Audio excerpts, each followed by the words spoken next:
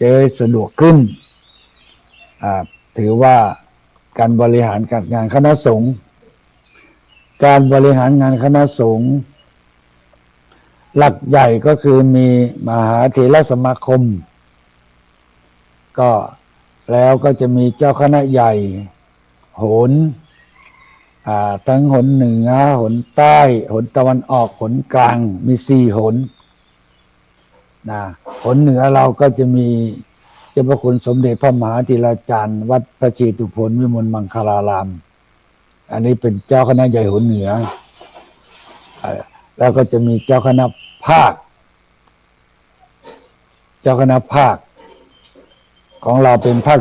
7ก็มีเชียงใหม่ลำพูนแม่ฮ่องสอน3จังหวัดนั้นการบริหารงานคณะสงฆ์ที่จะเป็นไปด้วยความเรียบร้อยนั่นก็คือต้องมีผู้บริหารงานคือเจ้าคณะภาควันนี้เราจะได้ถวายการต้อนรับพระเดชพระคุณพระธรรมเสนาบดีเจ้าคณะภาค7ที่วัดพระสิงห์วรมหาวิหารนั้นขอนมัสการกับอาราธนานิมนต์เจ้าคณะพระสังฆาธิการและเจริญพรญาติโยมท่านสาธุชนทุกท่านได้ไปพร้อมกันในวันนี้ก่อนเวลา 13 นาฬิกาที่วัดพระสิงห์วรมหาวิหารในวันนี้เพื่อความเป็นสิริมงคลร่มเย็นเป็นสุขของคณะสงฆ์ในภาค7ของเราในจังหวัดเชียงใหม่เป็นต้นญาติโยมและ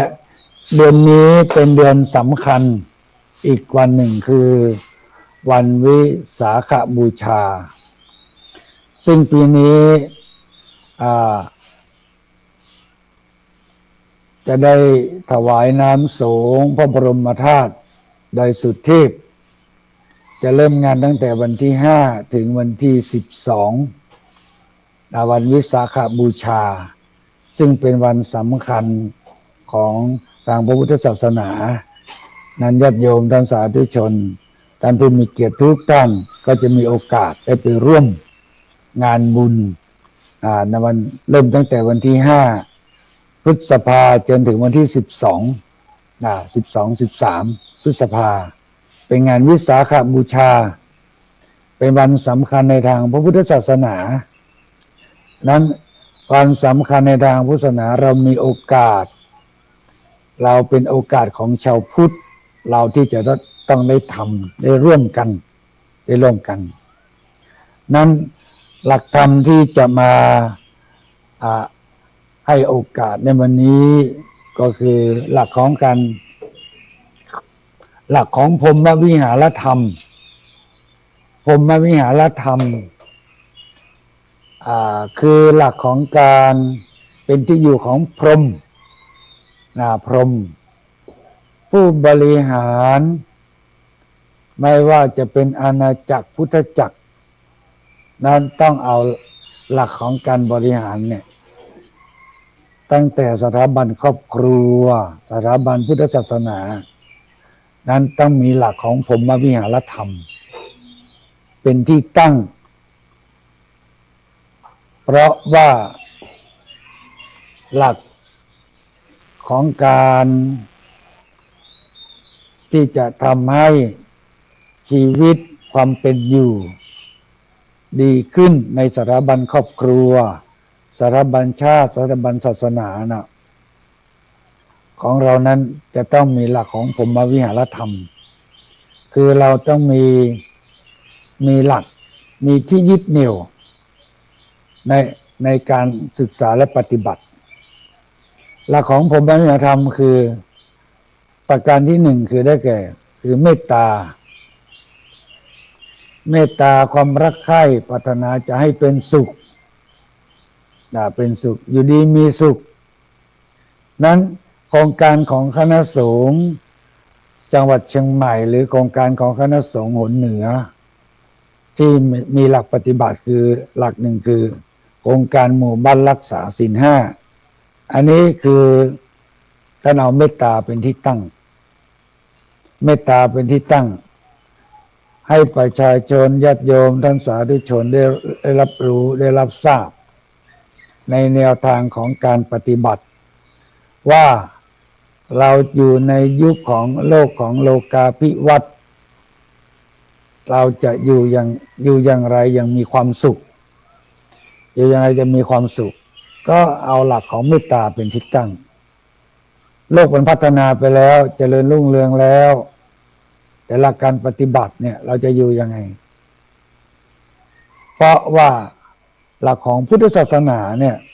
ท่านเอาเมตตาเป็นที่ตั้ง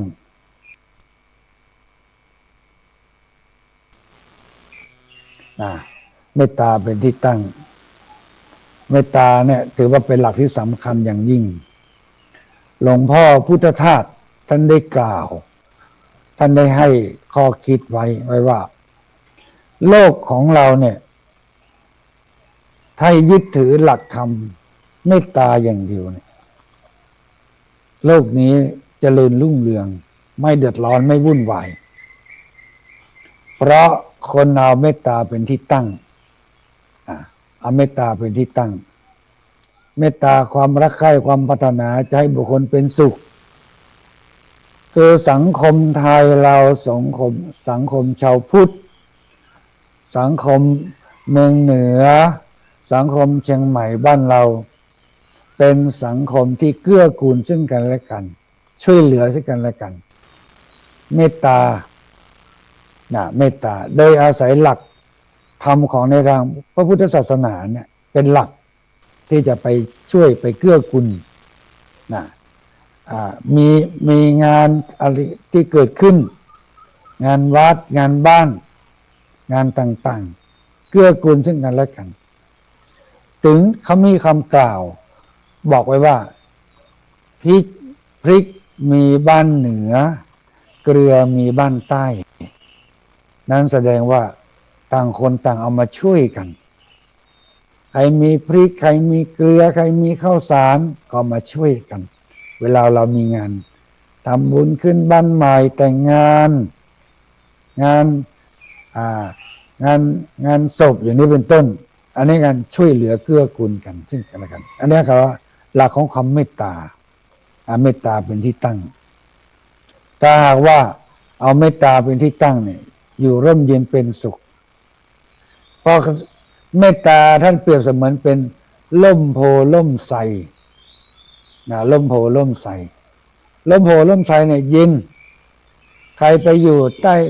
ร่มเย็นเป็นสุขอยู่เย็นเป็นสุขร้อนฝนตกหลบไปอยู่ใต้ร่มโพล่มไทรปลอดภัยอยู่ดีมีสุขร่มเย็นถ้าหากว่าผู้บริหารหรือผู้ใหญ่เนี่ยเป็นร่มตาลร่มมะพร้าวเนี่ยไม่ได้ถ้าเป็นร่มตาลร่มมะพร้าวเนี่ยพึ่งพาใส่ไม่ได้หล่นใส่หัวลูกหัวหลานหล่นใส่หัวลูกสุขสิทธิ์เนี่ยอย่างเงี้ยอยู่ไม่ได้อยู่ไม่เป็นสุขไม่มีใครอยากอยู่ไม่มีใครอยากอยู่ด้วยถ้าเป็นร่มตาลร่มมะพร้าวนั้นต้องเป็นร่มโพร่มไทรถึงจะอบอุ่นและอยู่ดีมีสุขเหมือนกับโครงการวัดรักษาศีลห้าเนี่ยศีลห้านำความสุขมาให้อยู่ดีมีสุขเนี่ยเขาเรียกว่าเป็นร่มโพร่มไทรอันนี้คืออาศัยหลักธรรมในทางศาสนาถ้าเป็นร่มตาลร่มมะพร้าวเนี่ยอยู่ไม่ได้สถาบันไหนก็ตามถ้าเราเอาเป็นร่มตาลร่มมะพร้าวไม่ได้หล่นใส่หัวลูกหัวหลานหล่นใส่หัวเจ้าหน้าที่พนักงานอยู่ไม่ได้นั้นต้องเป็นร่มโพล่มไทรคือหลักของคำเมตตานั้นประการที่สองเมตตาคือกรุณากรุณาเนี่ยกรุณาความจะช่วยให้พ้นจากความทุกข์พูดถึงเรื่องความทุกข์เนี่ยเราเนี่ยเกิดมาเป็นมนุษย์เนี่ยแค่เกิดมาเนี่ยพระพุทธเจ้าตรัสไว้เลยว่า ชาติปิทุกขา ความเกิดเป็นทุกข์ชราปิทุกขา ความแก่เป็นทุกข์มรณะปิทุกขัง ความตายก็เป็นทุกข์เนี่ยเกิดวันเป็นทุกข์แล้วกรรมกรุณาเนี่ยช่วยเหลือเกื้อกูลซึ่งกันและกันเนี่ยกรุณาเนี่ยอยากจะให้ดีขึ้นเจริญขึ้นพัฒนาขึ้นนั้นพระสงฆ์เจ้าคณะผู้ปกครองประสงค์นั้นก็ถือว่าเนี่ยกรุณาเนี่ยบ้านเมืองเราผู้บริหารบ้านเมืองก็ต้องมีทำข้อนี้คือแต่ว่าถ้าจะพ้นแบบถาวรเนี่ยมันต้องไปศึกษาเรื่องของปริยัติปฏิบัติปฏิเวทต้องไปปฏิบัติถ้าหากว่าจะศึกษาปฏิบัติให้ได้เข้าใจหลักธรรมที่แท้จริงเราก็จะพ้นจากความทุกข์ได้แต่ความกรุณาเนี่ยในหลักธรรมเบื้องต้นเนี่ยเป็นความเกื้อกูลแบ่งน้ำใจซึ่งกันและกันมีความปรารถนาดีซึ่งกันและกันไม่ปรารถนาร้ายสังคมบ้านเราเนี่ยมีอีกอย่างหนึ่งคือสังคมบ้านเราเป็นสังคมที่ในยุคของปัจจุบันเนี่ยดินฟ้าอากาศมันเปลี่ยนทำให้คนมันเปลี่ยนไปทำให้เราน้ำใจยากขึ้นในยุคของปัจจุบันเนี่ย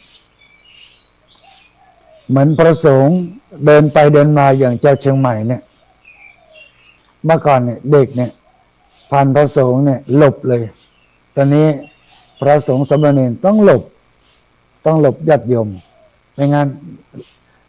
โยมจะมาชนเอาอันนี้คือหลักของศีลธรรมเนี่ยความกรุณาเนี่ยมันหายไปโดยเฉพาะล้านนาประเทศเนี่ยมันหายไปสิ่งเหล่านี้ความกรุณาเนี่ยหลักธรรมข้อนี้